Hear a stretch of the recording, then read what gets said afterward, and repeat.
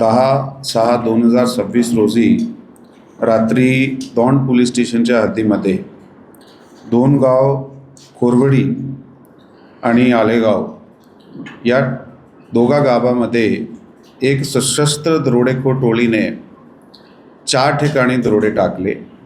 त्यामध्ये काही नागरिकाला मारहाणसुद्धा करण्यात आली। त्याचे नंतर ती टोळी अहिल्यानगर जिल्ह्यामध्ये गेली आणि श्रीगोंदा तालुक्यामध्ये सुद्धा जाऊन त्यांनी 5वा दरोडा टाकला।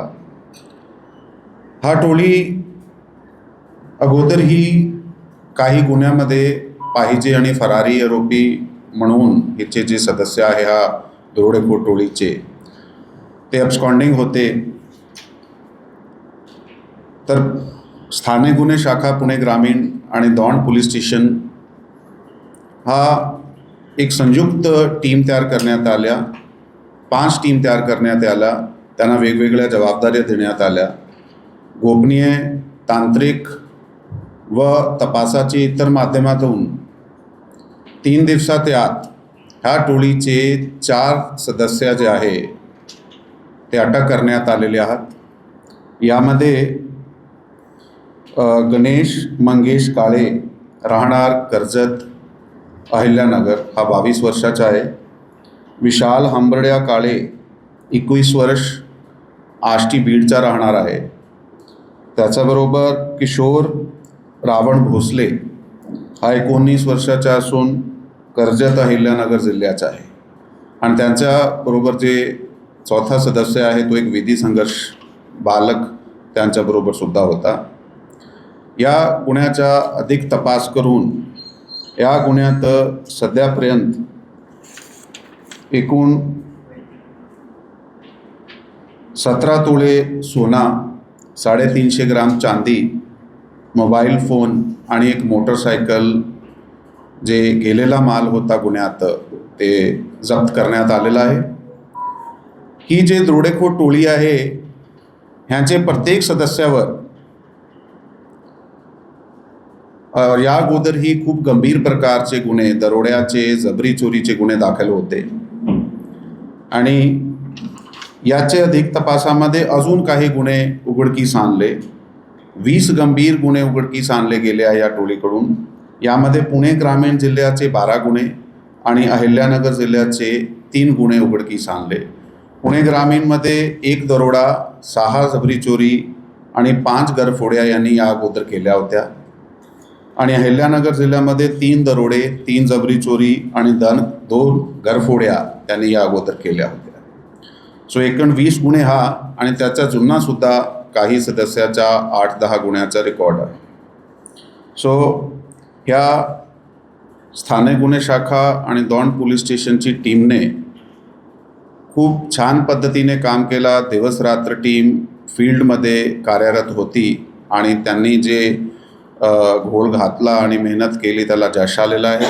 म्हणून यामध्ये सर्व सिनियर ऑफिसर्सचा लक्ष होता आणि कोल्हापूर परिक्षेत्राचे विशेष पोलीस महानिरीक्षक श्री रंजन शर्मा सर यांनी या केसमध्ये विशेष सूचना आम्हाला दिल्या होत्या।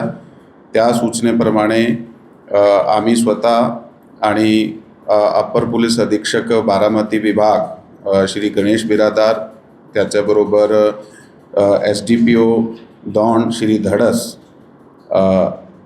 स्थानिक गुन्हे शाखाची team LCB PI Shri Pramod Kshirsagar, त्याच्याबरोबर दौंड पोलीस स्टेशनचे प्रभारी अधिकारी श्री हेमंत शेंडगे, हा सर्वांनी आणि त्याची टीम जी आता आपल्याकडे समक्ष उपस्थित आहे त्यांनी खूप मेहनत करून हा टोळीला अटक केला आहे आणि यामुळे भविष्यात खूप काही दरोडे, जबरी चोरी, चेन स्नॅचिंग आणि चोऱ्या गरफोड्या सारखे गुन्हे 2 जिल्ह्यामध्ये आता कमी होणार आहे आणि खूप चांगला प्रतिबंध केला गेला आहे। ही आंतरजिल्हा टोळी 3 जिल्ह्यामध्ये कार्यरत होती, बीड, अहिल्यानगर आणि पुणे ग्रामीण। ह्या 3 जिल्ह्यामध्ये ह्याला खूप गंभीर प्रकारचे गुन्हे कंटिन्युअसली करत होते। थँक्यू सर, या टोळीचं मोडस ऑपरेंडी काय आहे आणि शेवटची टोळी कारागृहातून कधी बाहेर आली? ह्या टोळीचे जे एमओ आपण विचारला, ह्या टोळीचे जे मेंबर आहात, अजून त्यांचे 1-2 लोक आहे, त्याचे मागे आमची टीम आहे सध्या, ते वेगवेगळे ठिकाणी निवडायचे. म्हणजे हा टोळी एकत्र एका ठिकाणी जाऊन दरोडा टाकायचे, ते पण करायचे.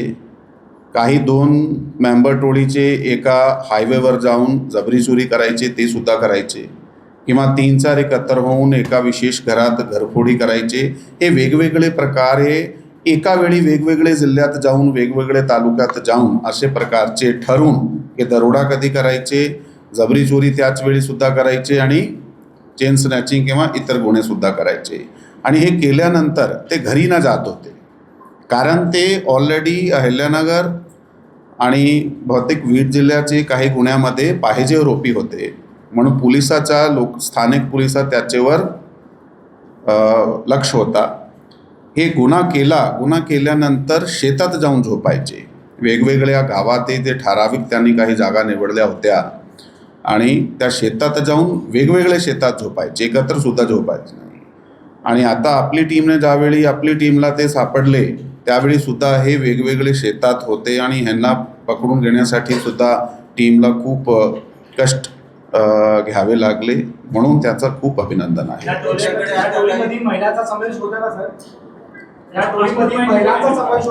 यामध्ये सध्या आपले समक्ष महिला आरोपी नाही आहे.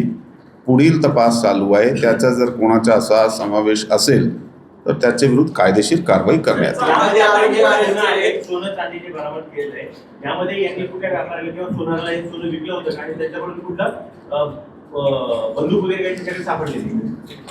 त्याच्याकडे या जे आहे त्यांचे कुठे ना कुठेतरी वेगवेगळे प्रकारचे, आपण व्यापारी ना म्हणता काही लगड वगैरेचं काम करणारे,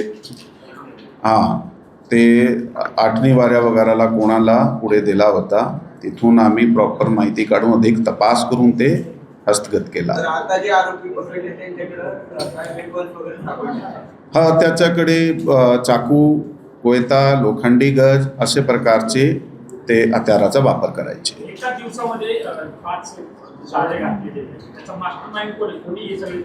यामध्ये एक आरोपी क्रमांक 1 आम्ही ज्याला केला आहे तो गणेश मंगेश काळे आहे आणि त्याच्याबरोबर विशाल हंबर्ड्या काळे. हा दोघाची टोळी हे दोघेच मास्टर माइंड आहे.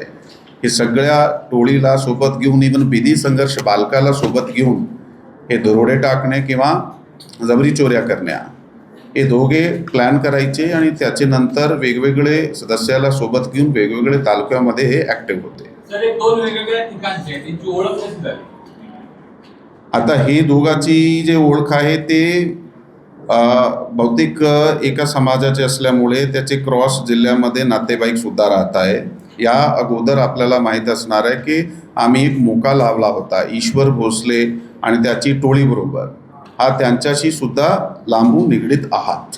म्हणून हे एक पूर्ण नेटवर्कमध्ये काम करताय आणि एकामेकाला पुढे आणि नंतर सपोर्ट करताय आणि त्याचा एकामेकाशी ह्याशिवाय कुठे बाहेर संपर्क आलेला आहे त्यामध्ये आम्ही अधिक तपास करीत आहोत.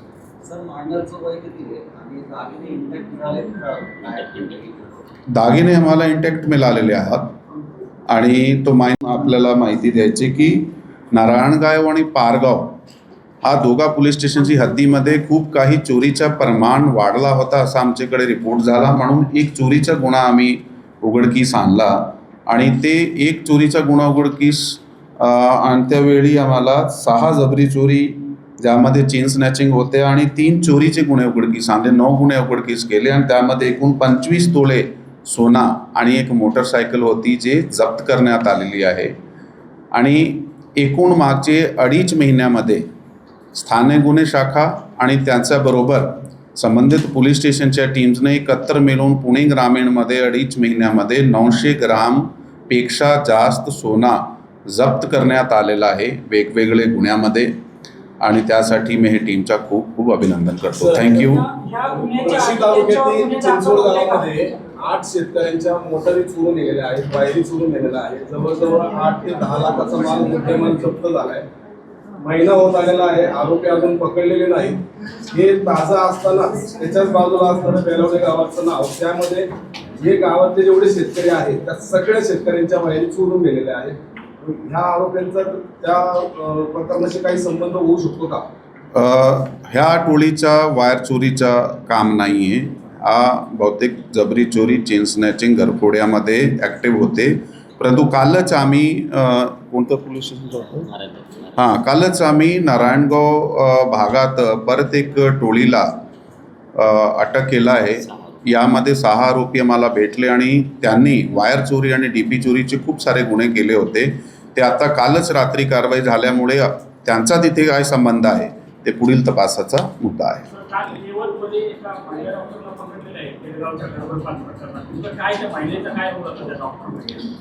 या जे यवत पोलीस स्टेशनमध्ये जो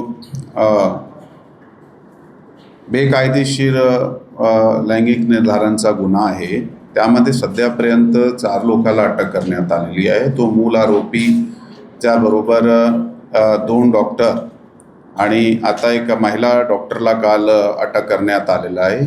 ते त्याचा केडगाव या ठिकाणी एक हॉस्पिटल होता आणि त्या हॉस्पिटलमध्ये बेकायदेशीर अशा प्रकारे अबॉर्शन करणे, लैंगिक निर्धारण झाल्यानंतर ते अबॉर्शन करण्याचे ॲक्टिव्हिटीमध्ये त्याचा सहभाग असल्यामुळे त्यांना अटक करण्यात आलेला आहे. ते आता काल अटक करण्यात आलेलं आहे. फर्दर जे आहे डिटेल्स त्याच्याकडून आता घेण्यात येईल.